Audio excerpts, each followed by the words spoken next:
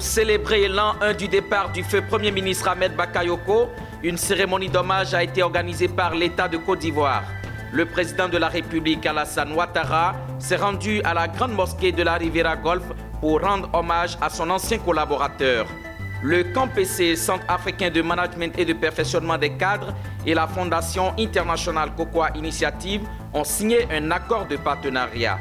Et puis dans ce journal, nous reviendrons sur la célébration du 8 mars, journée internationale des droits de la femme avec l'ONG Bloom qui a fait des propositions en ce qui concerne l'amélioration des conditions de vie des femmes en Côte d'Ivoire. Voilà pour les titres qui vous seront développés dans un instant.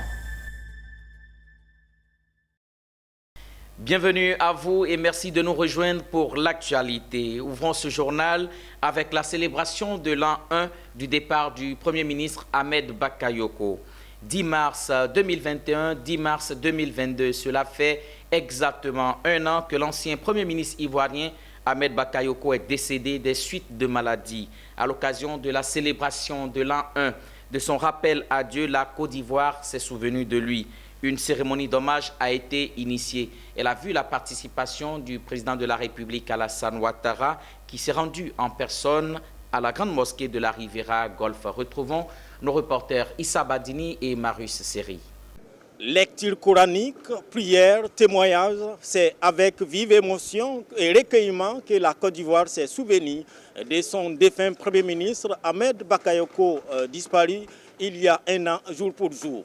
À l'esplanade de la grande mosquée de la Riviera Golf, lieu choisi pour cet hommage de la nation, c'est toute la République qui s'est présentée avec son premier chef, le président Alassane Ouattara, qui a prié pour la paix, pour la cohésion sociale, mais aussi et surtout pour le repos de l'âme de l'illustre disparu. Comme vous allez le voir dans les différents témoignages, la Côte d'Ivoire a véritablement perdu un homme, un grand homme. Le Premier ministre Ahmed Bakayoko nous a quittés voilà un an. La douleur et la tristesse est toujours vive.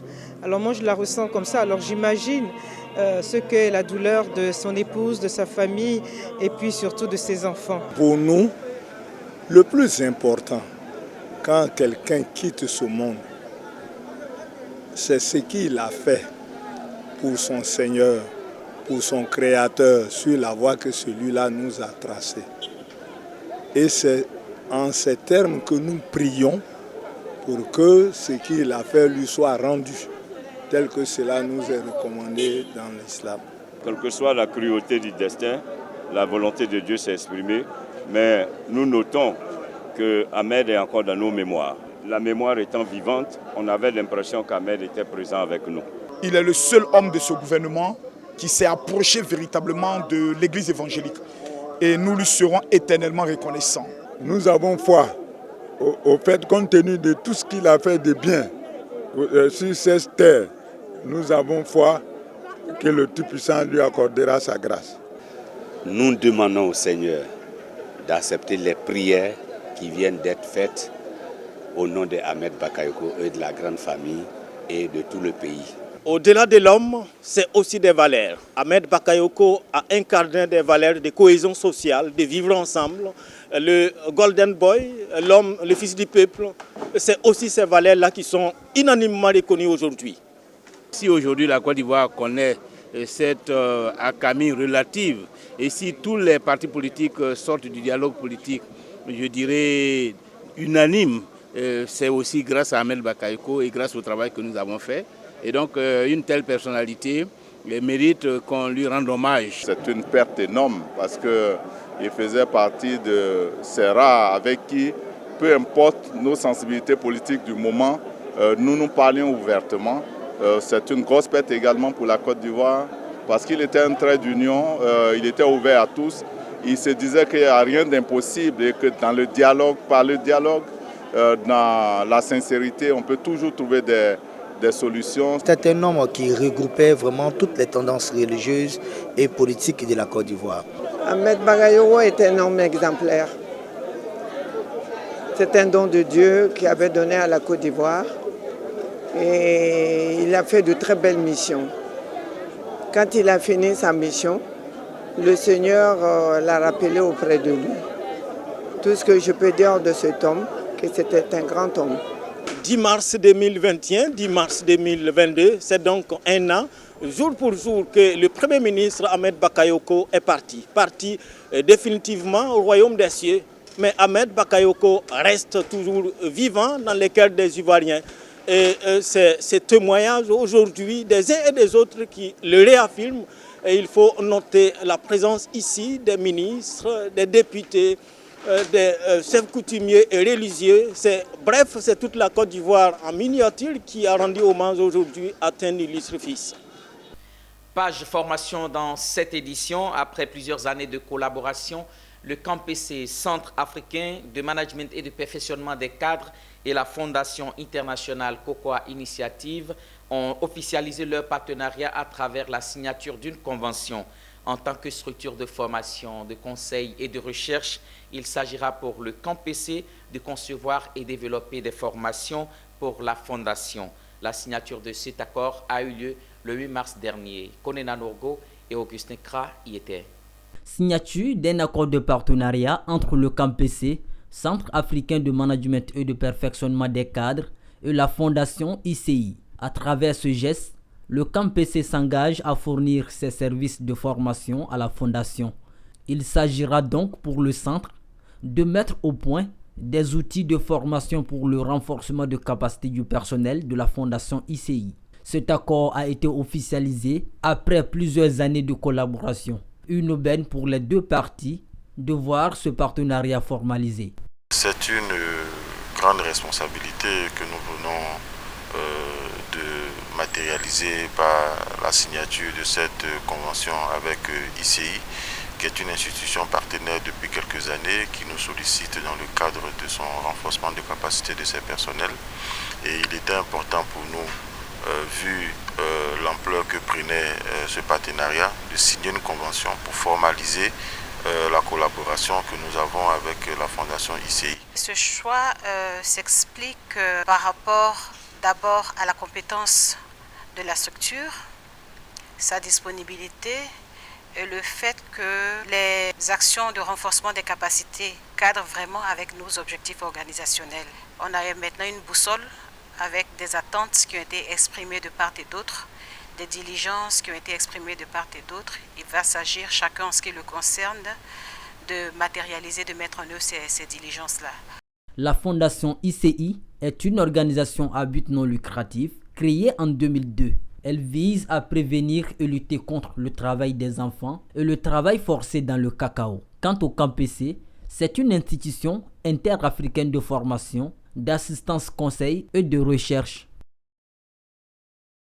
Taylor's Company a organisé une rencontre B2B le 5 mars avec les étudiants désireux de poursuivre leurs études en Europe. C'est la Chambre de commerce et d'industrie de Côte d'Ivoire qui a abrité cette rencontre d'échange.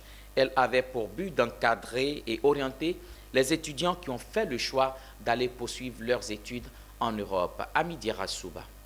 Taylor's Company est une structure qui s'est donnée pour vocation de faciliter l'immigration des jeunes Africains vers l'Europe en toute tranquillité.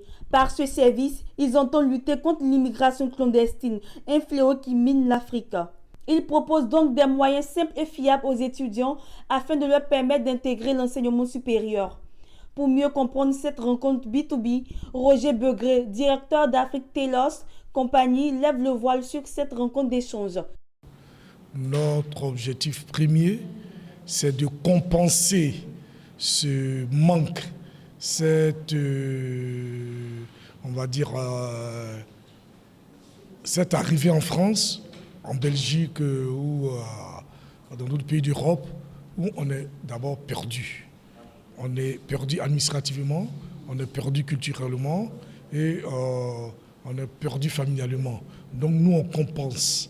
Pas qu'on va vous donner des bourses aux étudiants africains, mais on va les aider à faire les documents administratifs, les inscriptions, les projets bancaires, et pour ne pas d'ouvrir les comptes bancaires, et les aider à s'insérer dans le tissu estudiantin européen.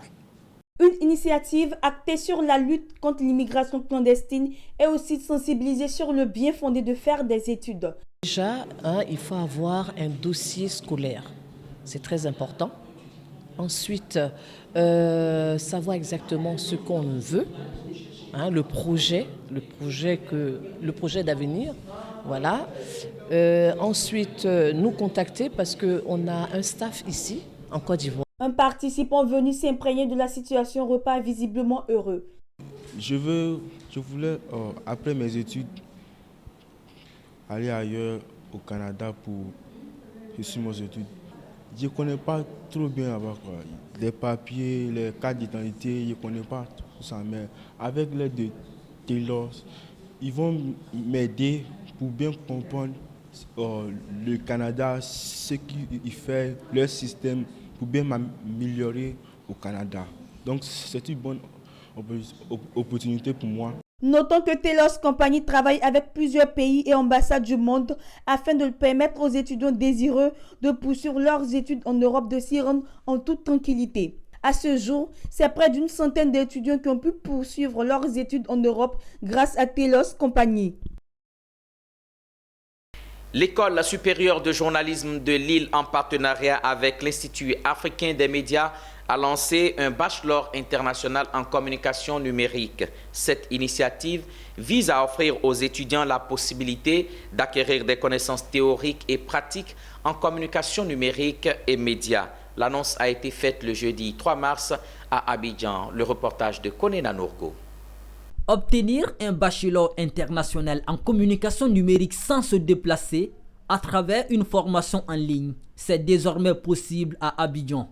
C'est une initiative de l'École supérieure de journalisme de Lille visant à offrir aux étudiants la possibilité d'acquérir des connaissances théoriques et pratiques en communication numérique et des médias. La formation sera dispensée via la plateforme de formation de l'ESJ avec des intervenants en France et en présentiel à Abidjan sur le campus de l'Institut africain des médias. Que lance l'ESJ en partenariat avec l'Institut africain des médias ici en Côte d'Ivoire.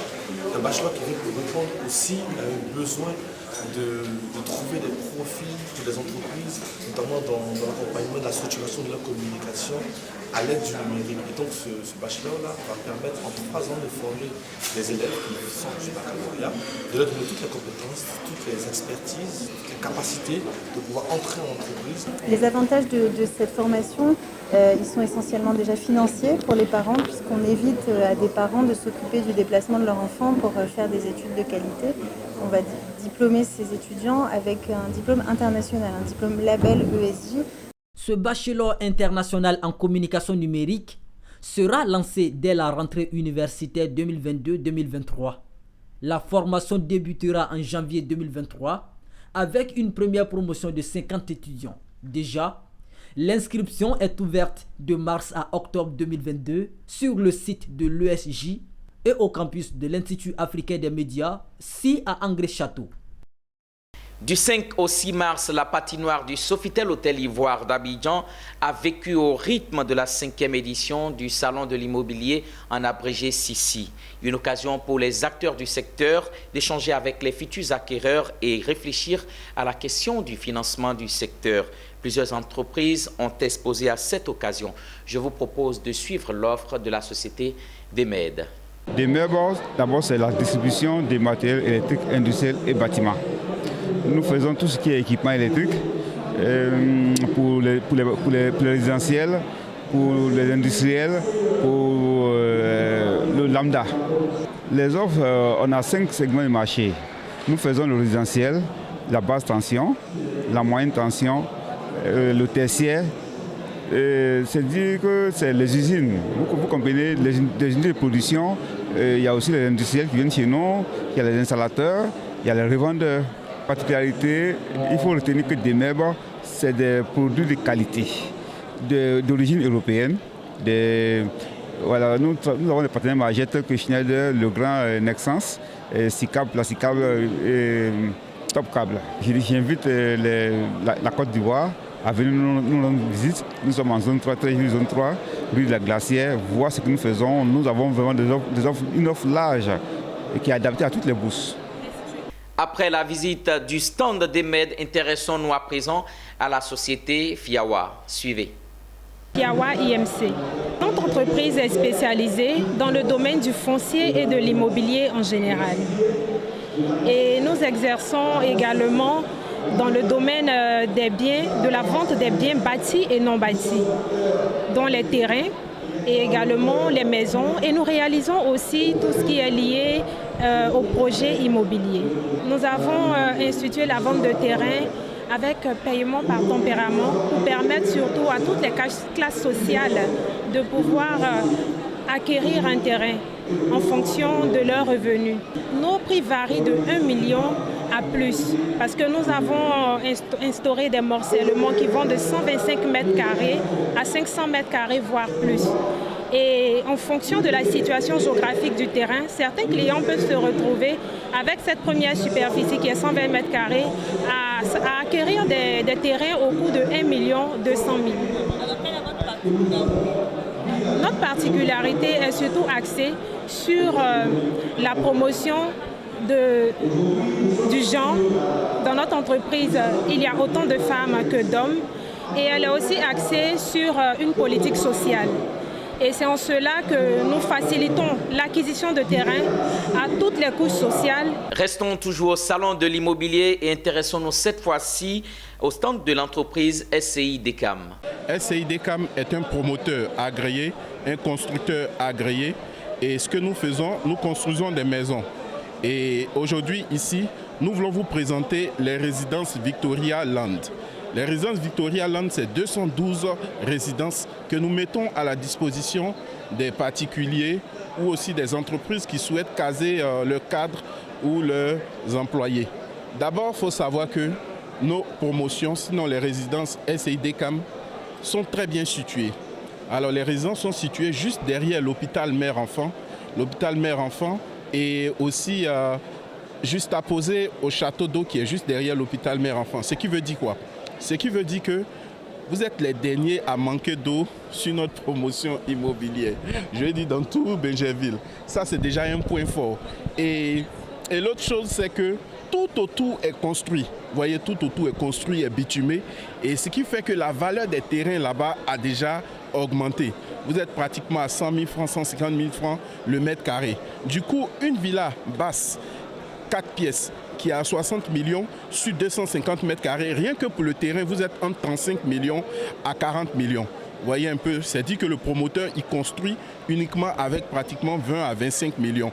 Alors que nous utilisons du très bon matériau comme des lames de verre, ce sont des matériaux qui permettent de maintenir la fraîcheur à l'intérieur des maisons.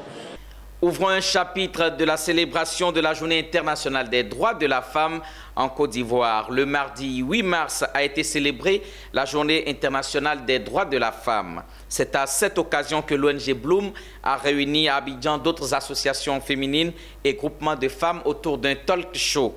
Au cœur des échanges, la situation de la femme en Côte d'Ivoire, faire des propositions et nouer des partenariats pour une lutte plus efficace. Issa Badini et Richard Akeke pour les détails.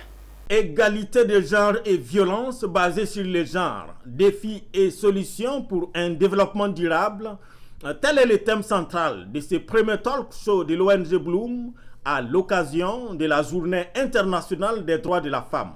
Dans la salle, beaucoup de femmes venant d'horizons divers, des spécialistes de la question du genre et des organisations sœurs. Objectif, marquer d'une pierre blanche cette journée internationale de la femme, mais surtout jeter un regard sur la situation de la femme ivoirienne. On a voulu saisir cette occasion spéciale, plutôt que d'aller peut-être faire la fête autrement, discuter autour de ces questions cruciales, parce que nous voyons l'actualité au pays.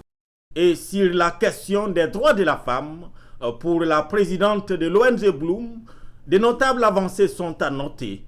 Cependant, beaucoup reste à faire. Au fil des années, les différents combats menés ont permis à la femme aujourd'hui de ne vivre ça qu'au passé. Parce que la femme aujourd'hui peut travailler, elle a le droit de vote, elle a le droit d'occuper les mêmes fonctions qu'un homme. Et il y a l'égalité en termes de rémunération. Il y a eu beaucoup d'avancées. Mais notre revendication aujourd'hui, c'est qu'on peut encore faire plus parce qu'il y a encore beaucoup à faire. Beaucoup reste à faire, c'est aussi le sentiment de la présidente du marché Coco Vico d'Angré qui espère une parité dans les instances décisionnelles. Actuellement, on nous dit 30% des femmes au gouvernement, mais notre souhait, c'est de faire 50% des femmes au gouvernement et 50% des hommes. Parce que c'est la même école où nous partons. Il n'y a pas école des hommes à part, il n'y a pas école des femmes à part. Aujourd'hui, dans le secteur du vivrier, il y a peu d'hommes qui le font. La majorité, c'est que des femmes. En cela, je dis bravo aux femmes. Déjà, parce que ce secteur, nous sommes dominatrices. Donc déjà, c'est un grand écart, 30% d'hommes et 70% de femmes. Si cela pouvait arriver dans tous les secteurs, je pense que notre niveau serait atteint. Pour arriver à cette parité tant souhaitée, quoi de plus normal que d'unir les forces? En la matière, Bloom peut compter sur la collaboration de la Ligue ivoirienne des droits des femmes. En tant qu'association naissante, nous n'avons pas les moyens de pouvoir prendre en charge ces femmes-là pour les héberger et prendre soin d'elles, leur permettre de pouvoir se réinsérer dans la vie sociale. Donc l'ONG Bloom va venir ici appuyer nos actions. Rassembler les femmes pour parler de la femme à l'occasion du 8 mars, c'était le défi. Défi relevé par Daniel Lidegoué et son organisation, dont le combat est orienté sur 3 axes avec dans les visères le bien-être de la femme. Ce sont la lutte contre les violences basées sur les genres, l'autonomisation de la femme et enfin la scolarisation de la jeune fille. La célébration de la Journée internationale des droits de la femme, ce n'est pas seulement à Abidjan, mais aussi à l'intérieur du pays. À Yamoussoukro, capitale politique de Côte d'Ivoire, le directeur général de l'INPHB, Institut Polytechnique Houphouët-Boigny, a célébré les femmes de l'établissement. C'était en présence du chef de cabinet du ministère de l'Enseignement supérieur et de la Recherche scientifique. Zénab Dosso nous commente le reportage de Charles Kouakou. L'édition 2022 de la Journée internationale des droits de la femme avait un caractère particulier. La présentation du numéro vert de l'INPHB pour dénoncer toute violence ou harcèlement au sein de l'établissement.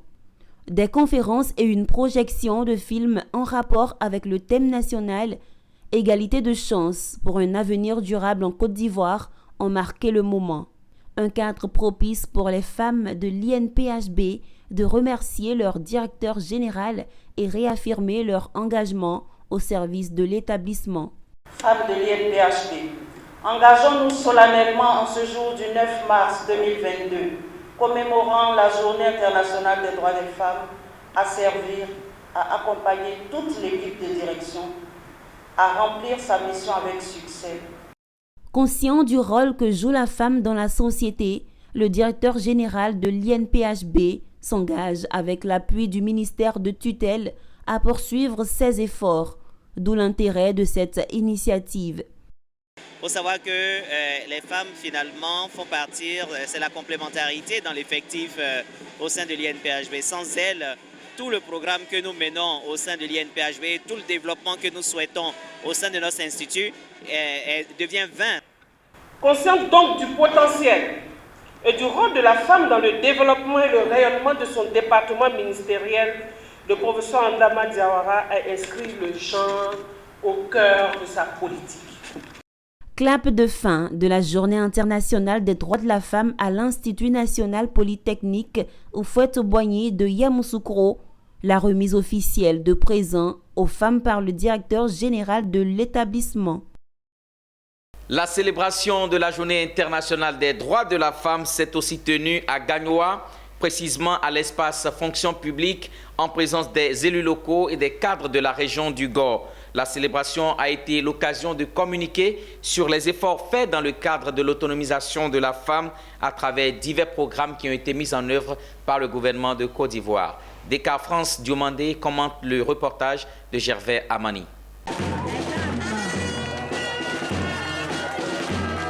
Les femmes de la région du Gand n'ont pas voulu se faire compter les festivités marquant la journée internationale consacrant leurs droits, les officiels aussi.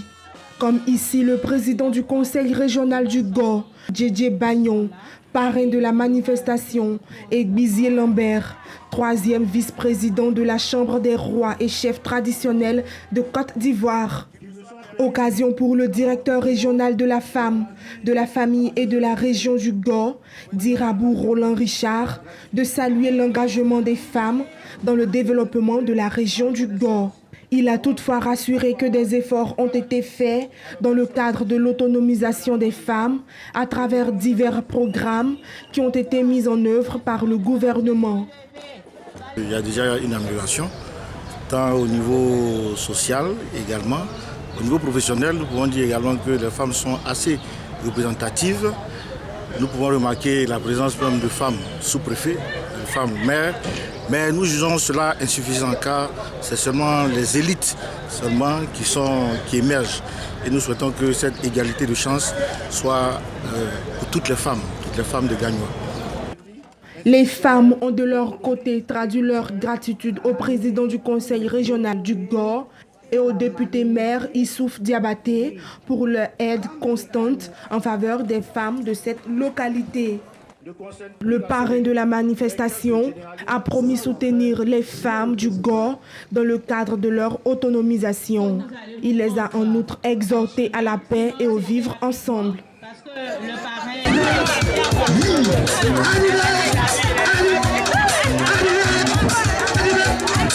Cette 49e journée internationale des droits de la femme a été meublée d'une série d'activités au plan local. Il s'agit de l'organisation d'une journée sportive, un don de sang et un concours culinaire.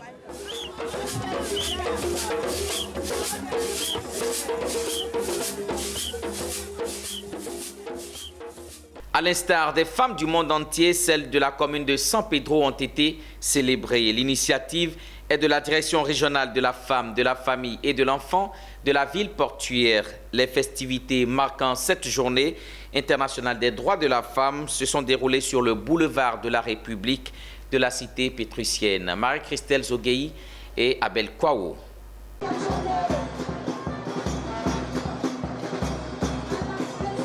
À San Pedro, la Journée internationale des droits de la femme édition 2022 a débuté par une marche sportive, le fitness et un tournoi de football.